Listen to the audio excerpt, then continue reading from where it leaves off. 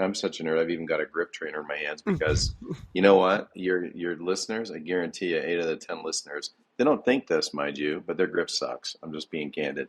So when people come to a golf school, I look at the way they hold the golf club, and that's the only thing you have to control and provide the rhythm and timing and momentum and and that yet they bring up a poor golf grip. And many times it's from somebody who's played golf for 30, 40 years, and then they want to get better, but they don't hold the club very well, and it's tough to transmit that rhythm and energy up to the end with the face on it that makes the ball do what you want it to do. So Scotty Scheffler still uses like one of those. So I mean, if it's good for him, then I probably say it's good for just about anyone.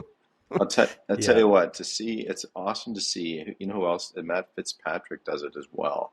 He's got a driver shaft, and he'll pop it into his driver, and he's a big smart ball user, by the way. So thanks for the plug on the smart ball. I appreciate it. Mm-hmm. But no, to see Scotty Scheffler put his hand, I think it's on a 6 iron, 5 iron, and he regularly hits a few shots just to make sure that think about a golf club. You got this club head at the end of a stick, and the weight is, the faster you move it, the more it torques, the more you feel it against your hands.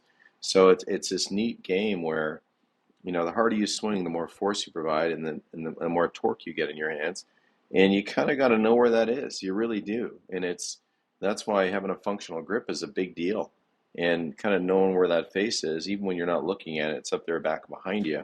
Do you kind of have a sense where the weight is, where the face is, and how that face is going to work its way down and out in front of you to, hopefully touch the ball in the grass if the ball's on the ground, or, nice and level, or a little bit up when it's on a tee, or, fairly level when you're hitting a 3-wood. So yeah, that's it's neat to see those guys use training aids, because a lot of golfers, they're like, they don't want to be seen dead on a range. They don't want to attract attention.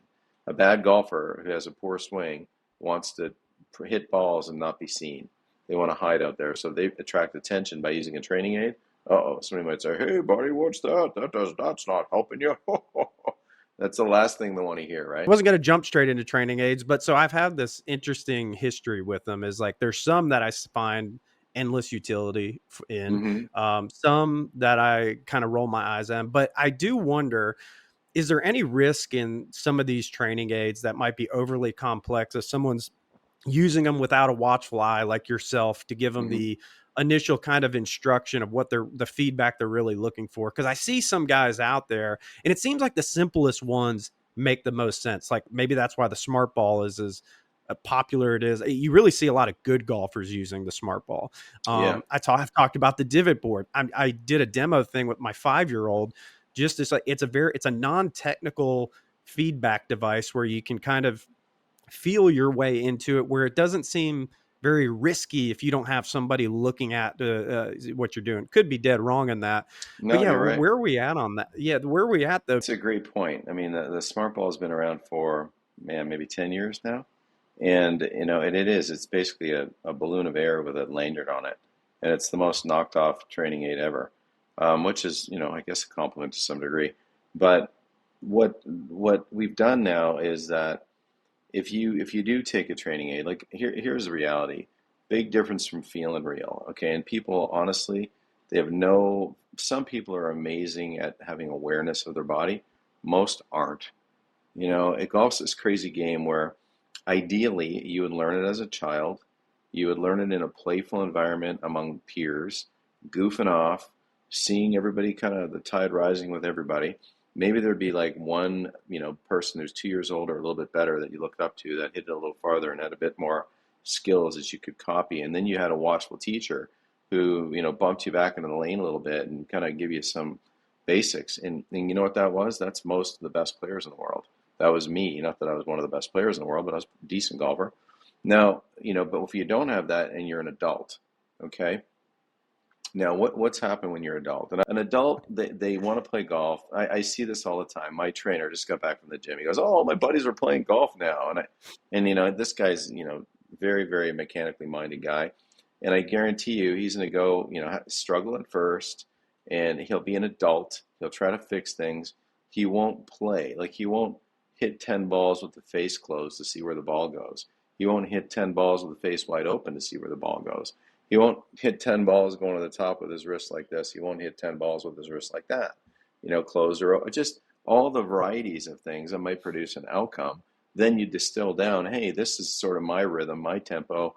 I can make the golf ball go kind of where I want it to with this little mashup of feels that works for me to take personal ownership of, because that's how great little juniors develop. It's not some coach like with a thumb drive sticking it in the rear. Sorry.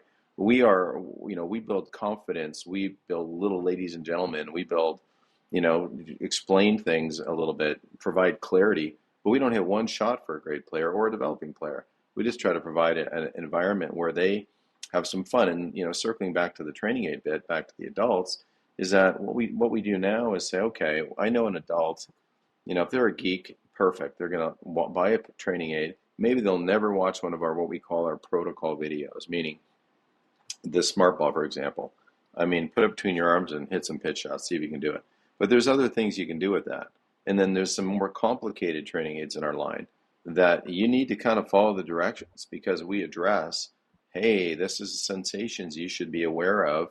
Here's a little 5-ball set of protocols you should be able to do. If you can't, don't go past this step. Stay at this step. Once you can do this, progress to step 2. Now, you two dudes throw that out the window and you go right to the end and try to rip it. That's most people. But, typically most adults should have some sort of like, here's a little program. When you go practice, do this program. Like, set your clock. Give me half an hour of this program. Trust me, you'll develop. You will, because it's like a step-by-step. Most people don't know what to do when they go to a driving range. They got this sack of clubs on their shoulder, this basket of balls. They go out there, they look around, they're like, okay, I guess I should whack a pitching wedge. Where'd that go? Oh, okay. They keep my head down, whack another one. Oh, boy, I'm hot today. You know what I mean? And it's, what are they doing? You know what I mean? Swatting It's okay. flies. We understand you're talking specifically about Adam right now. We get it. Well, but you're defining him. You did some snooping on me, and I checked out Adam from the socials. Be sure to comment, like, and subscribe, and to check out full episodes of Please Let Us Golf, the podcast, going over to Apple Podcasts, Spotify, or YouTube. And make sure you're following as we release a new episode every week. Stay plugged.